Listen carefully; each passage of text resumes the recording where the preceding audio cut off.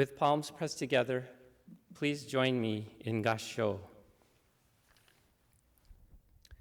The Dalai Lama, our friend and ambassador of the Dharma, visited Sacramento in 2016, meeting with State Assembly chaplains Reverend Bob and Reverend Patty Oshta.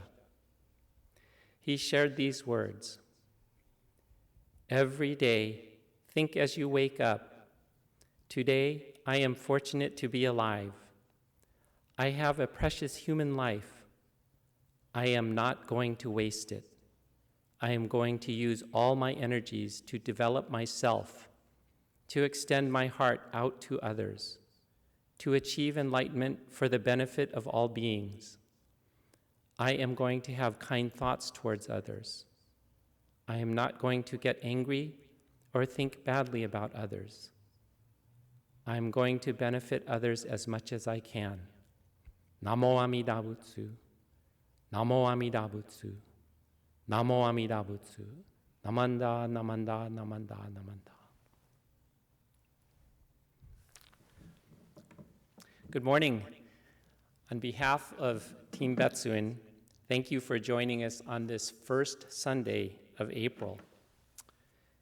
Do you find yourself, like me, missing a second season without Betsuin Basketball March Madness? Our snack bars show you weenies over rice, Spam musubi, and Reiko's chili.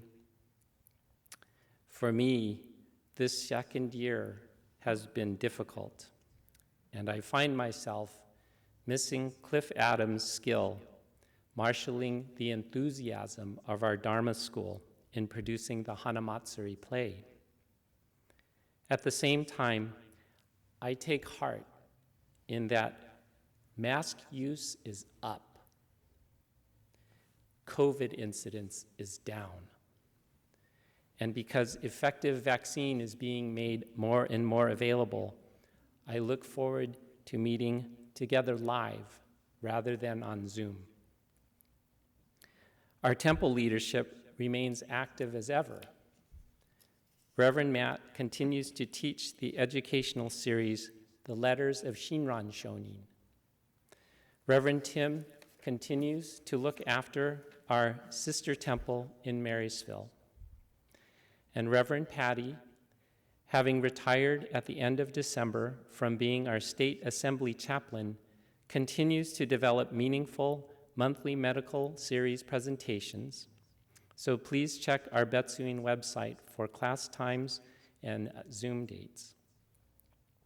Today, we are 4 days from Hanamatsuri, when we celebrate the birthday of the historical Shakyamuni Buddha, bringing to mind the Dalai Lama's aspiration that we live each day with deep appreciation, expending our hearts to others and not wasting a moment of this precious life. Without doubt, Dalai Lama's inspiration is based on the teachings of the Buddha, the Enlightened One, whom we recognize on Hanamatsuri. But then we should ask, what was the nature of the Buddha's enlightenment? And what is the essence that guides us to true happiness? To help understand these questions, I would like to share a famous story from the Buddha's childhood. According to legend, Prince Siddhartha Gautama, who would become the Shakyamuni Buddha, was kind to people, animals, and other living things. He was also a brave horseman who won many prizes in the kingdom.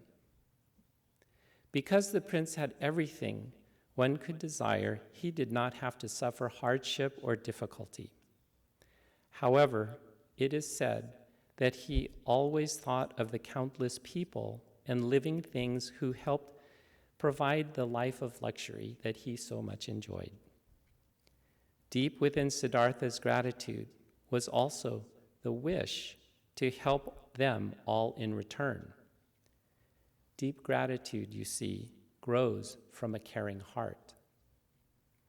One day, the young Prince Siddhartha was walking in the woods with his cousin Devadatta, who had brought along a bow and arrows. Suddenly, Devadatta spotted a swan flying by, and he shot at it. His arrow brought down the swan, and both boys ran toward the bird. As Siddhartha could run faster than Devadatta, he reached the swan's injured body first and found to his surprise that it was still alive. Gently pulling the arrow from its wing, he bathed the puncture with nectar from a medicinal plant. The wound stopped bleeding, and with a gentle hand, Siddhartha comforted the frightened swan. When Devadatta came to claim the swan, Prince Siddhartha refused to give it to him. Devadatta became angry to see his cousin keeping the swan away from him. "Give me my bird. I shot it down," shouted Devadatta. "No, I will not give it to you," replied the prince. "If you had killed it, it might have been yours. But now, since it is only wounded and still alive, it belongs to me." Devadatta still did not agree, and he became enraged. Then Siddhartha suggested, "Let us go to the court of the sage and ask him who owns the swan." Devadatta agreed, so off they went to the court of the sage to tell them of their quarrel. The wise sage, hearing both boys' version of the story, took a deep breath. He paused, and then he spoke. "A life certainly must belong to he who tries to save it. A life cannot belong to one who is only trying to destroy it. The wounded swan, by right, belongs to Siddhartha."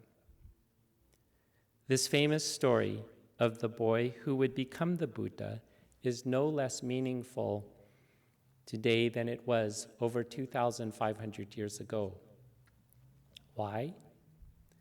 Because today, more than ever, we see examples embodied in the Devadatta nature of humankind. Around us, special interests exploit division instead of cultivating unity. The global pandemic could have united citizens of the world to come together in common cause instead of being used as a wedge to drive us further apart. Ignorantly, civic leadership promotes cancel culture, the infringement on free speech, the discretionary reporting of news, or the selective enforcement of law, which influence our perceptions of reality. Our neglectful treatment of mental illness and drug addiction has led thousands to dwell in filth on the streets. Civic leaders emphasize catchphrases like equity rather than reinforcing equality, pushing bias and discrimination instead of promoting fairness and equal treatment. When we critically examine ourselves and our actions, we view the truth of our lives and the behavior of humankind. When we gaze deeply into the mirror that we call Dharma, we see that our existence, our nature, and the makeup of our character is in many ways a combination of the two cousins, Siddhartha and Devadatta. Outwardly, I strive to be kind and gentle as Siddhartha, caring deeply and wanting to benefit others. But inwardly, as though I were part Devadatta, I recognize my self-centered nature that is always wanting to get in my way. Though today we are on Zoom, I sense that there are some fellow Board of Trustee members, perhaps a doctor or nurse, and maybe my wife Cheryl, nodding heads in agreement, but I digress.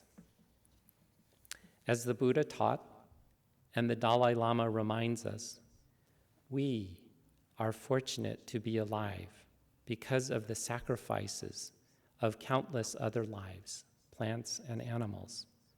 So let us not waste our precious opportunity to live this human life.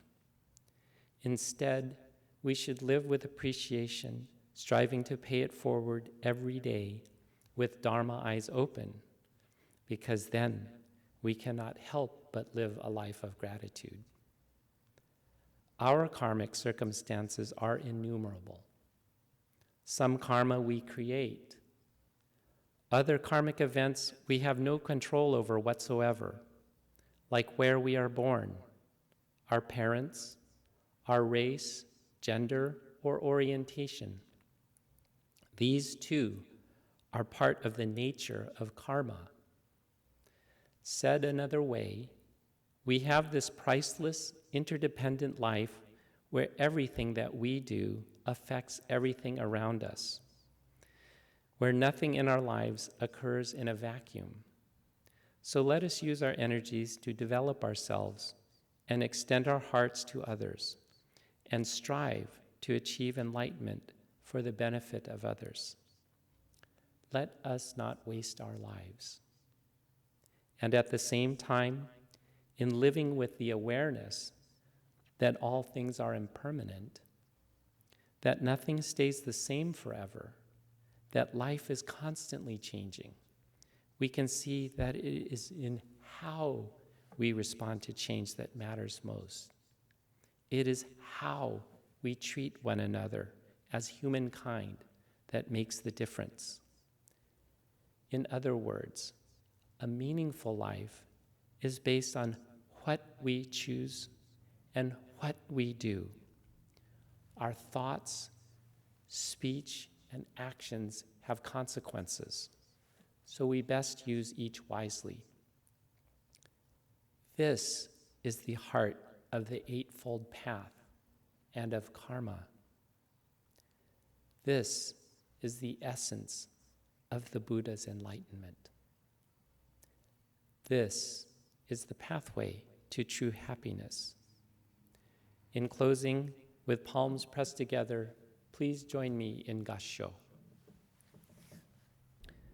Our former bishop, Socho Koshi no Gui, taught, "My life is not only my life. My life is made up of the countless sacrifices, kindness, and caring of others. Thus, let us strive to hear the Dharma and live with clarity, not taking for granted all who bring richness and meaning to our lives. Namo Amida Butsu. Namo Amida Butsu. Namo Amida Butsu. Namanda, namanda, namanda."